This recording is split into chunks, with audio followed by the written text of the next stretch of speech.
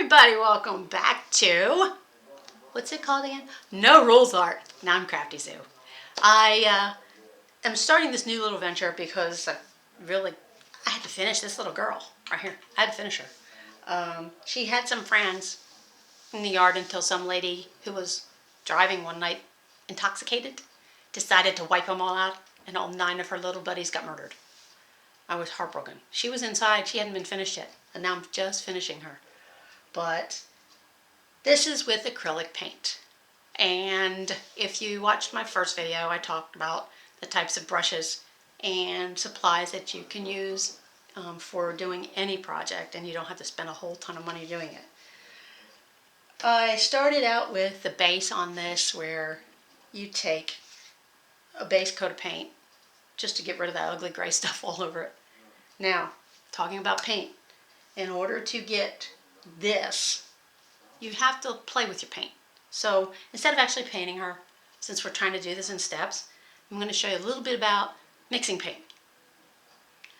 You can, there's a book out there, I have one somewhere, where it tells you a recipe, basically. How many drops of this to get this color, and it has a little color chart. Those are awesome. You don't have to use it. I like to play with the paint and figure it out on my own. I probably waste a lot of paint, but I don't think I do because I end up using it all. So, to get this color, believe it or not, and I didn't know it until I added it to it. Remember I said, if you watch the video, to make sure you get plenty of white. This is why. Now, I didn't realize until I started looking at her that this part that she's holding up is an apron, and that's the main dress there. Well, I knew I was going to make this little girl a little Irish garden girl. And I said, well, her dress is going to be green, that's for sure. Well, I took my dark green, I call it emerald green, I think is the legitimate color of it, and I mixed white with it. And this is one thing that I can't stress enough, is that when you're painting for the first time, don't put a whole glob of paint on your palette or your egg crate, your egg carton in the bowl, or whatever you're putting it on, whether it's a piece of wax paper or a piece of aluminum foil. I've used a piece of aluminum foil before for my palette to mix paint on, because acrylic paint's thick, it's not going to roll off. Watercolor, not so much. Watercolor, you definitely need a bowl. So I put some of the emerald green on here. And then I took titanium white, that's the white, the color white, unless you want it to be more muted, and then you can use what's called a ivory white. So I took some of that, I put one in each bowl, and I know I'm going to use a ton of white, so it's okay that I put a larger amount of the white in there. And use of a palette knife, I tried that method that you see these guys in like 30 minutes, they have this gorgeous painting. It doesn't work for me. And I've been doing this in front of paint for forever. So, for that not to work for me, that had to tell me something. Maybe it was only made for right-handed people, I don't know. But what I do to mix my paint is I'll take, I just stabbed myself. That was not a good thing, because I broke them off. I took some bamboo skewers and I broke them up into like halves and thirds, so that I could have a small stir stick. You can use popsicle sticks even, or just bamboo skewers, or even toothpicks. Toothpicks are kind of flimsy, so this has a little bit of more, strength to it. And the green, I always just kind of coat my little stir stick here, and I grab a little bit of the white, not a lot, and just see what I came out with.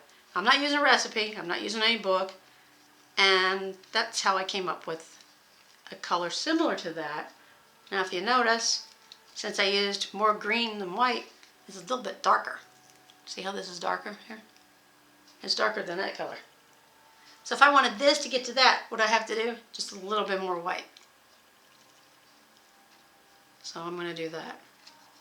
And now I've just about got it the same shade. And it's okay if it's a little different, because that's how you get texture, depth on what you're painting.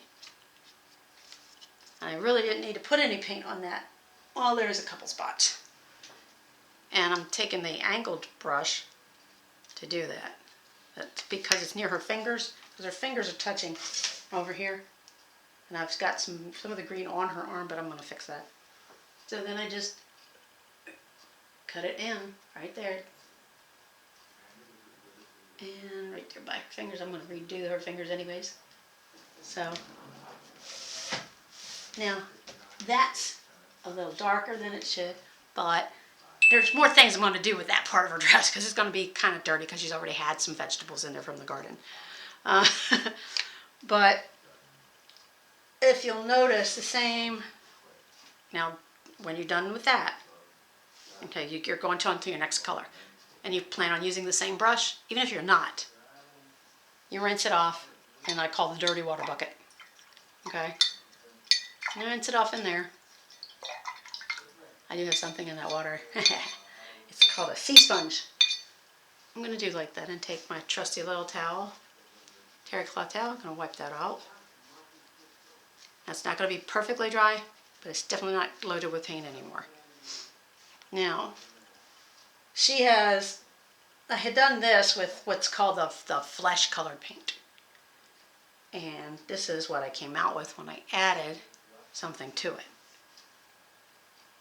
So if you have in your assortment of colors a flesh color paint, then you just add a little bit of the white until you get to the shade flesh color you like, because it turns out the flesh color's got a lot of yellow in it, and I don't know why they do that, because that makes me think of jaundice.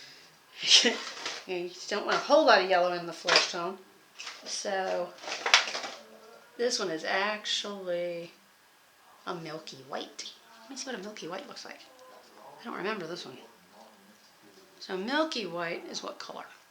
Let's see what milky white looks like. We're talking about her skin now. Well, actually, that's almost a flesh color. So if that's the case, is this real? Let me get that off of there. Put that in the dirty water. You can wash off your stir sticks too in there, like I'm doing. Because you get more on your towel than anything. So that looks, it said milky white. Now this milky white has a peachy kind of color to it.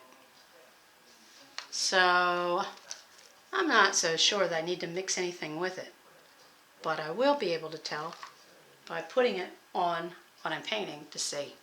The great thing about water-based paints too is you can cover it up. You can change it. The only thing you cannot do successfully is you cannot lighten something to the point you need it once it's already really dark. So it's better to start out light and go darker. And let me explain. If I were to put this darkened up on here and then try to lighten it, it would take a ton, and I mean a ton of white to make it lighter. But if I start out light, I can always darken it. You just have to try it. And trust me on this one, because that's how it works. And I'm going to use a little thicker brush for her arm because I want to be able to do enough and not just a little space. So I'm just loading this brush up. You can load, when you're doing a large space, you can just load it up. So this is straight out of the tube. I just put, enough on there to do that and her legs and cover up what's already there. Now, so you see how that's really, really light? Now on the dark that's underneath, that comes up really light. It's because the base part's light. So in order to fix that, you go to now because flesh does have some yellow in it, I take orange. I take an orange color, which is, there's a deep yellow it says, but I'm only going to put a dot over here. And I'm not going to put it on that just yet. Also, yellow is in brown. If you don't know how to make brown, it's these three colors. Red, blue, and green. Mix those three colors together, you'll get brown. Because basically what you're doing is you're mixing red, blue, and yellow. Because blue and yellow is green. So that is what I would suggest to do. Now, I don't want to make it super dark. So there's a color that's called Ochre. It's actually it's a yellow and a brown mixed together. And I'm just putting a dot, and I'm going to show you the dots, just so that you can see. And this is how I come up with my colors without having to use the recipe book or color book. And if you had a color wheel, you would, this is where I get this from. We had to study the color wheel. So you take some of this light milky, and then I'm going to mix some of the dark yellow, see what I get from that. I'm thinking, well, nah, there's not enough peachy color or red color, so I'm going to put some red in there. Not red. What was I saying? I'm sorry, the ochre. That red was from yesterday. And I'm getting close. Except for one thing. It needs more of a pinkish shade, which comes from the red. I'm going to cheat and I'm going to use a pink. Or I'm going to try to use a pink, see if I can get what I would like. So anytime that you're mixing colors like that, don't use a lot of it. You want to do a test. And what I always suggested was have it make your own recipe chart of your colors and put it on you can get a canvas board to do it. Just have that one canvas board, like your big display of, okay, when I used it, put your little recipe on there. Like how much of this did you use and how much of that. Now, that is going to be too dark. It has a bright pinkish tone to it. We'll take that light color back in there. And this is what I'm telling you, when you get it real dark, it's hard to lighten it up to the shade you want, because you end up having to use a ton of it. I'm going to have to use it all of what I put down there. And then I'm going to compare it with the other arm. Pretty close, huh? That little tiny dot of red is all I needed in there. And so now I can paint the other arm. And I'll freshen that one up with this color. And I'll have my skin tone that I was looking for. So, as you can see, it's not unthinkable. If you start playing with color, you'll figure things out really fast. And even if you're not doing, a little life like a little girl like this, it's all what you see. It's your art. You create your piece. And if this was a project that I couldn't afford for it to dry too quickly, there are products out there, and I have one here, where it will slow down the drying time to give you time to play with the paint a little bit. And I think that's one of the greatest things about that they came out with, is they came out with a retardant for the acrylic paints.